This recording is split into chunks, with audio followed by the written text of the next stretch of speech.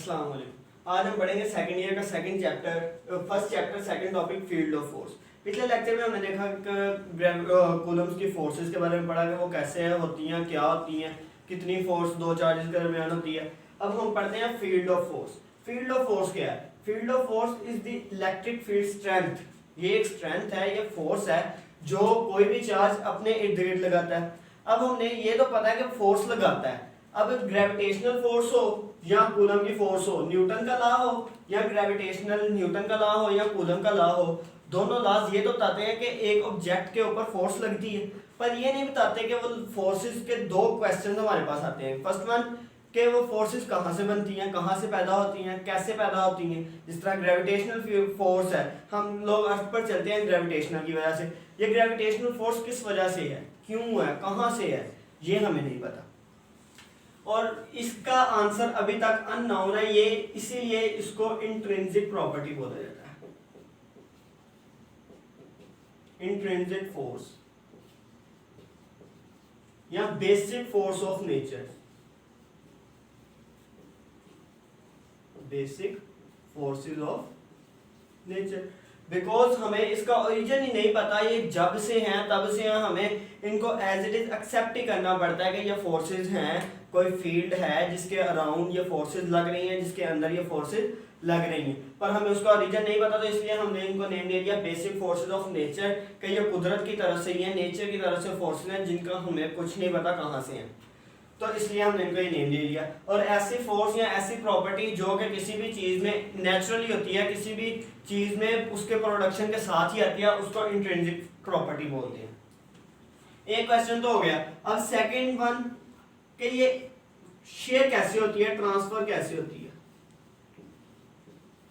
Share या transfer कि एक ऑब्जेक्ट से, एक चार्ज से दूसरे चार्ज में, या एक मास से दूसरे मास में। जिस तरह ग्रेविटेशनल फोर्स है, अर्थ एक मास है और हम भी एक मास है, या कोई भी इसके ऊपर चलने वाला ऑब्जेक्ट है उसका एक मास है, तो मास से ये फोर्सेस किस तरह ट्रांसफर होती हैं, मासेस में किस तरह ट्रांसफर होती हैं, चार्जेस में किस तरह ट्रांसफर होती हैं। इसके लिए एक फैराडे ने एक लॉ दिया, फैराडे ने एक थ्योरी दी। उसने उस थ्योरी में फील्ड ऑफ फोर्सेस की बात की, इलेक्ट्रिक फील्ड की बात की। उसने कहा कि एक चार्ज की इंट्रिंसिक प्रॉपर्टीज है, ये चार्ज में या किसी ऑब्जेक्ट में एक इंट्रिंसिक प्रॉपर्टी है जिसकी वजह से उसके अराउंड एक फोर्सेस की फील्ड पैदा होती है। उस फील्ड का हमें ऐसे पता नहीं लगता, उस फील्ड को हम ऑब्जर्व ऐसे नहीं कर सकते, पर जब हम उसके करीब कोई टेस्ट ऑब्जेक्ट लाते हैं, जिस लाइक हम लोग चार्जेस के करीब टेस्ट चार्जेस लाते हैं, तब हमें पता लगता है कि उसके अराउंड फोर्सेस हैं, उसके अराउंड कोई फील्ड है जिस पर कोई वो फोर्स लगा रहा है। जस्ट लाइक हमारे पास फॉर एग्जांपल यहाँ पर एक चार्ज है प्लस क्यू, ये एक चार्ज है हमारे पास, ये इसकी इलेक्ट्रिक फील्ड। इसकी इलेक्ट्रिक फील्ड को शो करवाने के लिए हम लोग डॉट्स लगा देते हैं। ये एक इलेक्ट्रिक फील्ड है और ये बढ़ती जा रही है, जहां पर लेट्स सपोज यहाँ पर खत्म हो गई, तो हम एक टेस्ट चार्ज देते हैं प्लस क्यू नॉट। ये क्यू है, ये क्यू नॉट, हमने टेस्ट चार्ज ले लिया। जब तक ये टेस्ट चार्ज इसकी फील्ड से बाहर रहेगा, इसकी फील्ड का हमें नहीं पता लगेगा कि इसकी फील्ड कहां तक है। जैसे ये चार्ज मूव होकर यहां पर पहुंचेगा, ये चार्ज इसके ऊपर अपनी फोर्सेस लगाएगा, इस पर इसके साथ इंटरेक्शन करेगा, तब हमें पता लगेगा कि इसके पास कोई फोर्स है। इसके पास कोई फोर्स होगी तो वो इसके साथ इंटरेक्शन करेगी, वो फोर्स अपनी इस पर इंप्लीमेंट करेगा। तो ये दो स्टेप्स पर डिपेंड करती है। फर्स्ट वन, दो बेसिक स्टेप्स हैं इसके कि field of charge Q, field of Q कि एक चार्ज क्यू अपने अराउंड एक फील्ड प्रोड्यूस करेगा, एक फील्ड स्ट्रेंथ रखेगा। ये एक स्टेप हो गया। सेकंड वन इज कि जैसे ही चार्ज क्यू नोट इसकी फील्ड में आएगा, उसके ऊपर कोई ना कोई फोर्स लगेगी, उसके ऊपर कोई ना कोई इंटरेक्शन होगी। ये तो हमारे पास हो गया कि क्यू नॉट, और ये क्यू क्या, क्यू नॉट क्या, ये हमने पढ़ लिया। अब आगे चलते हैं कि ये इस इलेक्ट्रिक फील्ड की या इलेक्ट्रिक फोर्स की स्ट्रेंथ कितनी होगी। मतलब इसकी स्ट्रेंथ को हम लोग शो करवाते हैं ई से, इलेक्ट्रिक फील्ड स्ट्रेंथ कितनी होगी। बिकॉज ये एक फोर्स है जो कि एक चार्ज पर लग रही है, तो E is equal to force per unit test charge, जितनी एक टेस्ट चार्ज पर फोर्स लगेगी उस पॉइंट पर उतनी उस इलेक्ट्रिक फील्ड की स्ट्रेंथ होगी। इलेक्ट्रिक फील्ड की स्ट्रेंथ से क्या मुराद है कि उतनी उस इलेक्ट्रिक फील्ड की फोर्स होगी, स्ट्रेंथ होगी, मजबूती होगी, ज्यादा होगी। लेट्स सपोज हम लोग यहाँ पर काम करते हैं तो ये इलेक्ट्रिक फील्ड स्ट्रेंथ कुछ और होगी, यहाँ पर चले जाएंगे कुछ और होगी, यहाँ पर चले जाएंगे कुछ और होगी। जैसे जैसे हम लोग चार्ज से दूर जाते जाएंगे वैसे वैसे इलेक्ट्रिक फील्ड इंटेंसिटी स्ट्रेंथ जो है वो कम होती जाएगी। यहां से हम लोग इसका यूनिट निकाल लेते हैं, because this is force per unit charge, तो न्यूटन पर कूलम ऐसा यूनिट होगा इसका। Unit of electric field strength is Newton पर कूलम। ये हमारे पास इसकी चार्ज भी हो गई। अब इलेक्ट्रिक फील्ड स्ट्रेंथ या इलेक्ट्रिक फील्ड लाइंस, अब हमें पता है इलेक्ट्रिक फील्ड क्या होता है, हमने देख लिया इलेक्ट्रिक फील्ड स्ट्रेंथ क्या होता है, ये भी देख लिया। अब हम चलते हैं कि इनको शो करवाने का तरीका क्या होता है, रिप्रेजेंटेशन क्या होती है।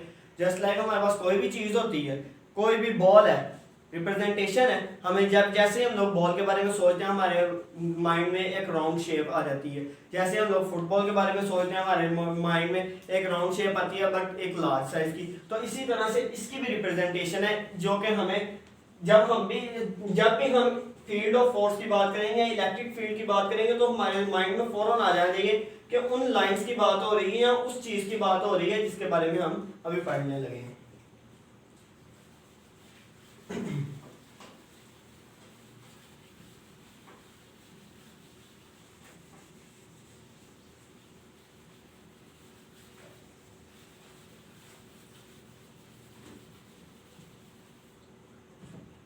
तो इलेक्ट्रिक फील्ड को हम लोग लाइन से शो करवाते हैं, एक लाइन लगाते हैं। चार्ज है हमारे पास प्लस क्यू, हमें पता है दो बेसिक चार्जेस की टाइप्स होती हैं, पॉजिटिव और नेगेटिव।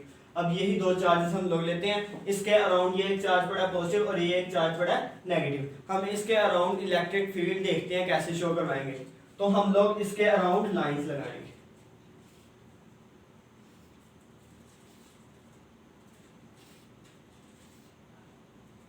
ये लाइन इसके अराउंड लगा दी, इसी तरह से इसके अराउंड भी लाइन लगा देते हैं।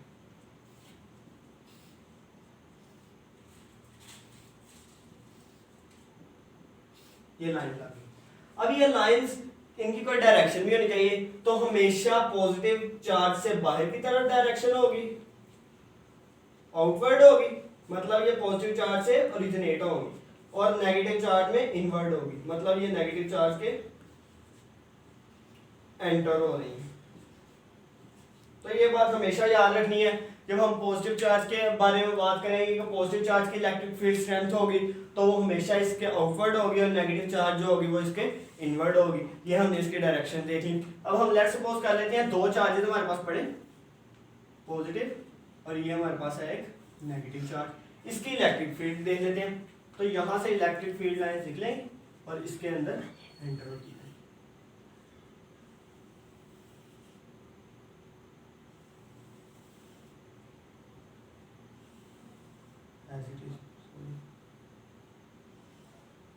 और इसी तरह से ये लाइंस चलती जाएंगी। तो ये डायरेक्शन क्या होगी, पॉजिटिव से निकल रही और नेगेटिव में एंटर हो रही।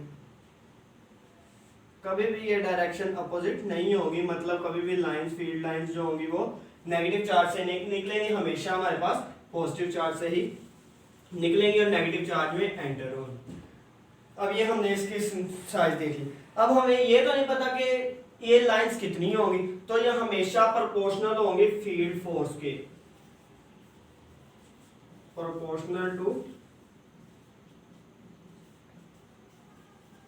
फील्ड।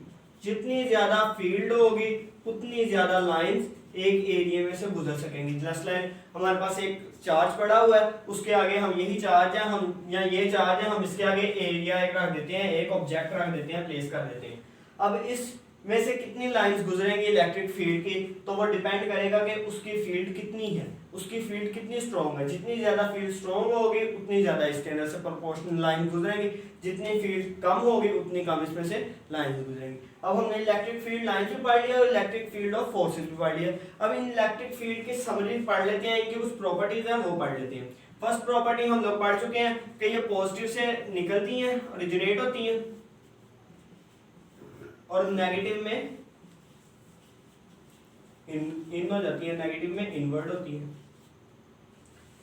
सेकंड प्रॉपर्टी भी हमने पढ़ी कि जहां पर कहां पर ये करीब करीब लगाई जाएंगी और कहां पर ये फार होंगी, मतलब एक दूसरे से अवे होंगी। लेट्स सपोज हमारे पास यहाँ पर एक हम लोग बात बना लेते हैं, इसको देखते हैं प्लस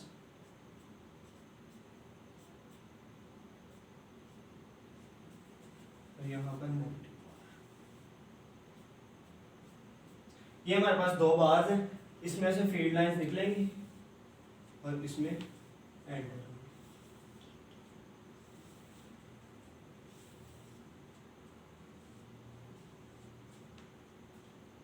ये हमने एक फील्ड लाइन बना ली। अब फील्ड लाइन पॉजिटिव से निकल रही है, नेगेटिव में जा रही है।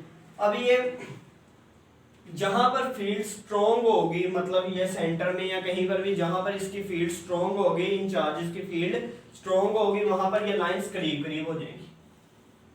मतलब यहाँ पर अगर स्ट्रॉन्ग है तो ये लाइंस करीब करीब होगी, और यहाँ पर अगर लो वीक है फील्ड तो यहाँ पर लाइंस जो है वो अपार्ट होगी, फार अवे चलेंगी। थर्ड चीज इसकी डायरेक्शन। इन लाइंस के ऊपर कहीं पर भी हम अगर टेंजेंट लगा दें तो वो टेंजेंट हमें बताएगा कि इस जगह पर फील्ड की डायरेक्शन किस तरफ है।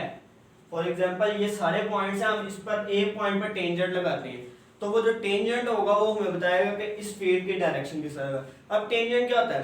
टेंजेंट उस लाइन को बोलते हैं जो कि सर्कल को सिर्फ और सिर्फ एक सिंगल पॉइंट पर टच करके गुजर जाए। जस्ट लाइक ये हमारे पास एक पॉइंट है तो हम लोग एक लाइन लगाएंगे जो सिर्फ यहाँ पर टच करेगी, तो ये जो टच करके गुजरेगी ये हमें इसकी डायरेक्शन देगी।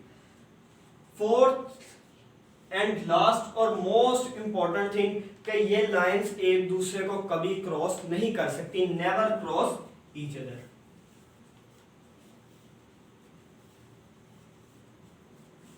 ये लाइंस एक दूसरे को क्रॉस क्यों नहीं कर सकती? इलेक्ट्रिक फील्ड एक जगह पर एक पॉइंट पर सिर्फ और सिर्फ एक डायरेक्शन रखती है, एक से ज्यादा डायरेक्शन ई की नहीं हो सकती, ये फिजिकली इम्पॉसिबल है। तो इस वजह से ये लाइन एक दूसरे को कट नहीं कर सकती। फॉर एग्जांपल हम यहाँ पर लिखते हैं जी एक लाइन ये और एक लाइन ये लाइंस क्रॉस क्यों नहीं कर सकती? अब इस पॉइंट पर अगर आप देखें तो इसकी दो डायरेक्शन है, एक ये और एक ये, तो ये फिजिकली ही इम्पॉसिबल है, ये टक्कर ही नहीं कर सकता कि एक पॉइंट पर किसी इलेक्ट्रिक फील्ड की दो या दो से ज्यादा डायरेक्शन हो। हमेशा ई की डायरेक्शन एक होगी जो कि बताती है कि फील्ड लाइंस एक दूसरे को क्रॉस नहीं कर सकती। आज हमारा ये लेक्चर कंप्लीट हुआ। हमने इसमें पढ़ा फील्ड ऑफ फोर्स क्या होती हैं और हमने इसमें देखा कि उनको शो करवाने के लिए इलेक्ट्रिक फील्ड लाइंस कैसे लगाई जाती हैं, उनकी क्या क्या प्रॉपर्टीज होती हैं, उसको हम कैसे यूज करते हैं, वो क्रॉस क्यों नहीं एक दूसरे को कर सकती, ये सब कुछ हमने पढ़ा। नेक्स्ट लेक्चर में हम अगले टॉपिक को सेकंड ईयर के डिस्कस करेंगे। तब तक के लिए